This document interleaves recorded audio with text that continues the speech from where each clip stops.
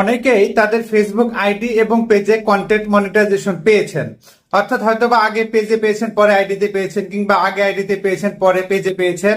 যদি এমন হয় সেক্ষেত্রে একটা প্রশ্ন আসতে পারে যে আমি যেহেতু আইডি এবং পেজে দুইটাতেই কন্টেন্ট মনিটাইজেশন পেয়েছি, সেক্ষেত্রে কি দুইটা মিলে $100 হলে আমি এই পেমেন্টটা পাবো কিনা? প্রশ্ন কিন্তু এমন। হ্যাঁ, উত্তরটা হচ্ছে যদি আপনার পে আউট একটাই হয়ে থাকে, ধরুন আইডিতে আগে পেয়েছেন, আপনি পে আউট সেট আপ করেছেন, পেজে সেম পে আউটটাই সেট আপ দিয়েছেন, যদি এমন হয় তাহলে আপনার আইডি এবং পেজের কন্টেন্ট মনিটাইজেশন থেকে $100 হলে আপনি পেমেন্ট পাবেন। ধরুন পেজে পেলেন হচ্ছে $20 আর আইডি থেকে পেলেন $80, তাহলে $100 পরিপূর্ণ হলো, আপনি পেমেন্টটা পাবেন।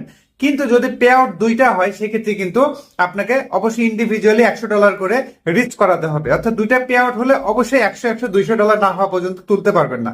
অর্থাৎ যেটাতে আগে $100 পূর্ণ হবে সেই পে আউটটা আগে পাবেন, যেটা পরে হবে সেটা পরে পাবেন।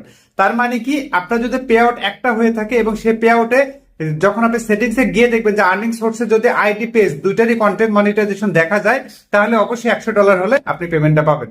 গুরুত্বপূর্ণ এই ভিডিওটা বেশি বেশি শেয়ার করে পাশে থাকুন। আল্লাহ হাফেজ।